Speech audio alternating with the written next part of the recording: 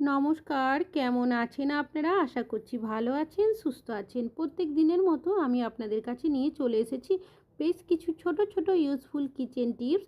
আর এই টিপসগুলো আপনারা যদি ফলো করেন, নিজেদের জন্য কিছুটা হলেও সময় বাঁচিয়ে নিতে পারবেন, সংসার খরচও অনেকটাই কমিয়ে নিতে পারবেন।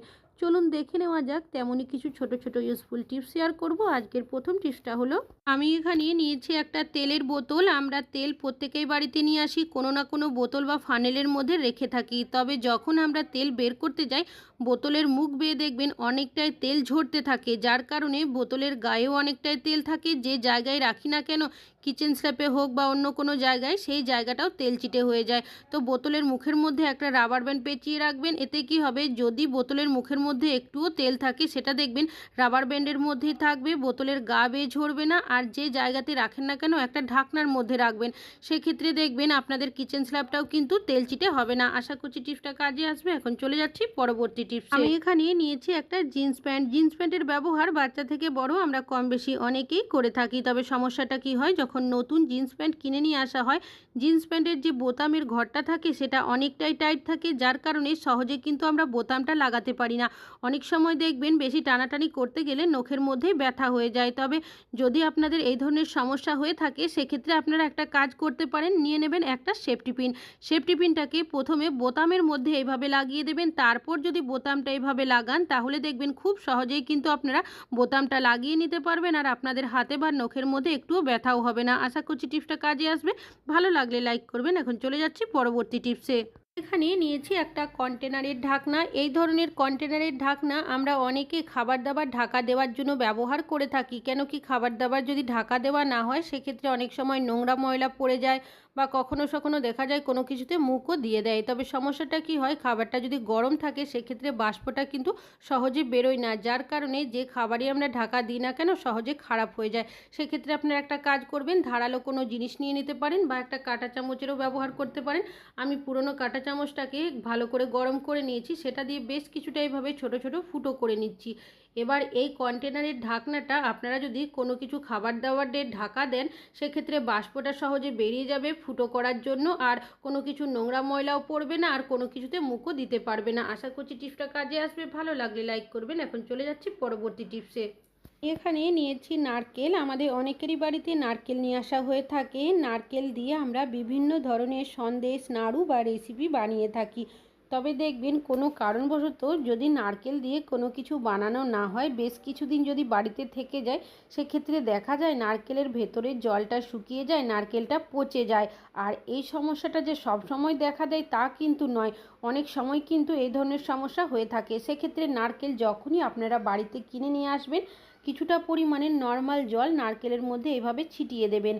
এইভাবে নারকেলের মধ্যে যদি জল ছিটিয়ে রাখা হয়, নারকেলের ভেতরে যে জলটা থাকে সেটা সহজে শুকাবে না। কেন কি, আমরা যে দোকান থেকে নারকেল কিনে নিয়ে আসি, তারাও দেখবেন নারকেলের ওপরে এইভাবে জল ছিটিয়ে রাখে, যাতে করে নারকেলের ভেতরের জলটা না শুকায় আর নারকেলটা সহজে না পচে যায়। তো আশা করছি এই টিপসটা আপনাদের ভালো লাগবে। ভালো লাগলে লাইক করবেন। এখন চলে যাচ্ছি পরবর্তী টিপসে। নিয়েছি রাবার ব্যান্ড। এই ধরনের রাবার ব্যান্ড আমরা অনেকেই চুল বাঁধার জন্য ব্যবহার করে থাকি। তবে কিছুদিন ব্যবহার করতে না করতেই দেখা যায় এই রাবারগুলো অনেকটাই ঢিলে হয়ে যায়, যার কারণে আমরা চুল বাঁধতে সমস্যার মধ্যে পড়ি।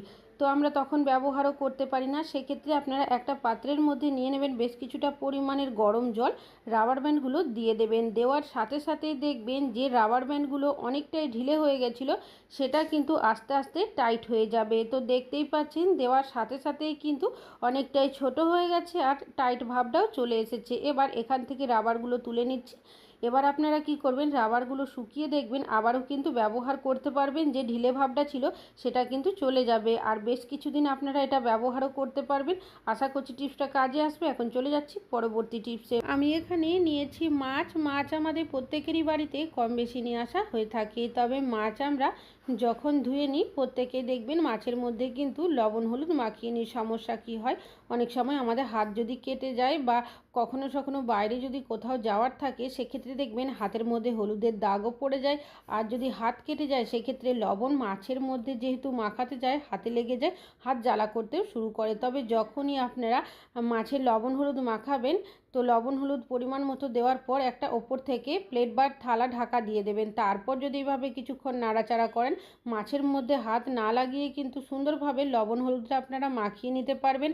এতে করে সুবিধা কী হবে, আপনাদের হাতের যদি কোনোভাবে সমস্যা থাকে, হাত কেটে যায়, হাত জ্বালা করবে না, বা বাইরে যদি কোথাও যাওয়ার থাকে সেক্ষেত্রে দেখবেন হাতের মধ্যে যে একটা হলদেটে দাগ হয়ে যায় সেটাও কিন্তু হবে না। আশা করছি টিপসটা কাজে আসবে। এখন চলে যাচ্ছি পরবর্তী টিপসে। চিরুনি আমরা চুল ছাড়ানোর জন্য প্রত্যেকেই কোনো না কোনো চিরুনির ব্যবহার করে থাকি। তবে সমস্যাটা কি হয়, যখন নতুন চিরুনি বাড়িতে নিয়ে আসা হয়, সেই চিরুনি দিয়ে যদি চুল ছাড়াই অনেক সময় মাথার মধ্যে ব্যথা লাগে, বা বাচ্চাদের যদি ছাড়াতে যায় সেক্ষেত্রে দেখবেন দাঁড়ের মতো অংশগুলো এতটাই ধারালো থাকে, মাথার মধ্যে রক্তও বেরিয়ে যায়। তবে যখনই নতুন চিরুনি নিয়ে আসবেন, এই ধরনের একটা পিলার নিয়ে নেবেন। দুটো সাইডে দেখবেন অমসৃণ যে ধারালো অংশটা থাকে সেটা দিয়ে হালকাভাবে যদি আপনারা চিরুনির দাঁড়ের অংশগুলো ঘষে নেন, তাহলে দেখবেন এটা কিন্তু সহজেই মসৃণ হয়ে যাবে।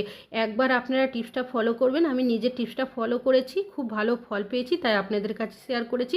আশা করছি আপনাদের টিপসটা কাজে আসবে। ভালো লাগলে লাইক করবেন। এখন চলে যাচ্ছি পরবর্তী টিপসে। নিয়েছে কানের দুল। আমরা প্রত্যেকটা মহিলারাই কিন্তু কোনো না কোনো কানের দুলের ব্যবহার করে থাকি। তবে যখন আমরা কোথাও বাইরে যাই, অনেক সময় কি হয় দেখবেন কানের দুল পরতে যাই, দেখা যায় হয়তো প্যাচটা কোথাও পড়ে যায়, হারিয়ে যায়, খুঁজে পায় না, তখন সমস্যার মধ্যে পড়তে হয়। অন্য যে কানের দুল থেকে প্যাচ নেব সেক্ষেত্রেও দেখা যায় তাড়াহুড়োতে হয়তো কোথায় কানের দুলগুলো রেখেছি খুঁজে পায় না। তো এই ধরনের সমস্যা হলে আপনারা কিন্তু একটা কাজ করে নিতে পারেন। আমাদের প্রত্যেকেরই বাড়িতে কিন্তু ছোট বড় এই ধরনের কোনো না কোনো টিপ রয়েছে। তো অবশ্যই আপনারা একটা টিপ নিয়ে নেবেন। একটা সেফটি পিনের সাহায্যে আমি প্রথমে ফুটো করে দিচ্ছি। তারপর আপনারা কি করবেন, যখন কানের দুলটা পরবেন, পরার পর এই প্যাচগুলোর পরিবর্তে টিপটাকে আপনারা লাগিয়ে দেবেন এইভাবে। আর অবশ্যই আঠার দিকটা ভেতরে এইভাবে রাখার চেষ্টা করবেন, তাহলে দেখবেন কোনোভাবেই কিন্তু আপনাদের আর কানের দুলটা পড়বে না, প্যাচের মতোই কাজ করবে। তাছাড়াও অনেকেরই দেখবেন কানের দুল পরার যে ফুটোর জায়গাটা থাকে অনেকটাই বড় হয়ে যায়। সেক্ষেত্রে আপনারা যদি টিপের ব্যবহার করেন সেক্ষেত্রেও দেখবেন অনেকটাই সুবিধা হবে। কানের দুলটা নিচের দিকে ঝুলে থাকবে না, সুন্দরভাবে কানের মধ্যে কিন্তু সেট হয়ে থাকবে। আশা করছি এই টিপসটাও কাজে আসবে। ভালো লাগলে লাইক করবেন। এখন চলে যাচ্ছি পরবর্তী টিপসে। এখানে নিয়েছি কিছুটা ভেন্ডি আর নিয়েছি কিছুটা বরবটি। এই ধরনের সবজিপাতি আমাদের প্রত্যেকেরই বাড়িতে কম বেশি নিয়ে আসা হয়ে থাকে। তবে সমস্যাটা কি হয় দেখবেন, কাজের তাড়া থাকলে অনেক সময় আমরা কিন্তু কাটতে সময় পাই না। কেন কি একটা একটা করে কাটতে গেলে অনেকক্ষণ সময় লেগে যায়। তো সেক্ষেত্রে আপনারা একটা কাজ করে নিতে পারেন। প্রথমে হাতের মুঠোর মধ্যে আপনারা ভেন্ডি হোক কি বরবটি ধরে নেবেন, একটা রাবার ব্যান্ড এইভাবে পেঁচিয়ে দেবেন। এতে কি হবে, একসাথে দেখবেন আপনারা অনেকগুলো ভেন্ডি বা বরবটি কাটতে পারবেন। হাত দিয়ে যদি ডাইরেক্ট ধরতে যায় সেক্ষেত্রে হাতের থেকে বেরিয়ে যায়, রাবার ব্যান্ড দিয়ে আটকে দিলে সেই সমস্যাটা কিন্তু হবে না। আর এইভাবে যদি কাজটি করেন একসাথে অনেকগুলো ভেন্ডি কাটা হবে, সময়টাও কম লাগবে। তো দেখতেই পাচ্ছেন এইভাবে কতটা সুন্দর ভেন্ডিগুলো কেটে নিচ্ছি। আর ভেন্ডির মধ্যে যদি কোনো পচে যাওয়া অংশ থাকে বা পোকা থেকে থাকে সেক্ষেত্রে কাটার সময় কিন্তু সহজে দেখতেও পেয়ে যাবেন। আশা করছি আপনাদের টিপসটা কাজে আসবে। ভালো লাগলে লাইক করবেন। এখন চলে যাচ্ছি পরবর্তী টিপসে। আমি এখানে নিয়েছি একটা পাত্র, এর মধ্যে দিয়ে দিচ্ছি কিছুটা পরিমাণের হলুদ গুঁড়ো, আর নিয়েছি এখানে আমি কর্পূর। কর্পূরটা হাত দিয়ে গুঁড়ো করে দিয়ে দিচ্ছি। এই কর্পূর আমরা কিন্তু পুজোতে অনেকেই ব্যবহার করে থাকি। এবার দিয়ে দেব কিছুটা পরিমাণের পাউডার। আপনারা এখানে যে কোনো পাউডারের ব্যবহার করতে পারেন, এক্সপায়ার হলেও চলবে। এবার সব উপকরণগুলোকে খুব ভালো করে মিশিয়ে নিতে হবে। আর এটা যখন মেশাবেন এখান থেকে দেখবেন একটা উগ্র গন্ধ তৈরি হবে।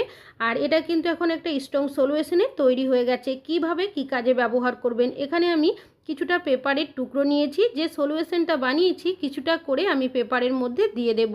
কিভাবে আপনারা ব্যবহার করবেন, আমরা যখন রাত্রেবেলা কিচেনের লাইট অফ করে শোয়ার জন্য চলে যাই, অনেক সময় দেখবেন কিচেনের মধ্যে ছোটোখাটো পোকামাকড়, আরশোলা, টিকটিকি, আবার অনেকেরই কিচেনে দেখা যায় ইঁদুরও কিন্তু খাবারের গন্ধ শুঁকে ঘোরাঘুরি করতে থাকে।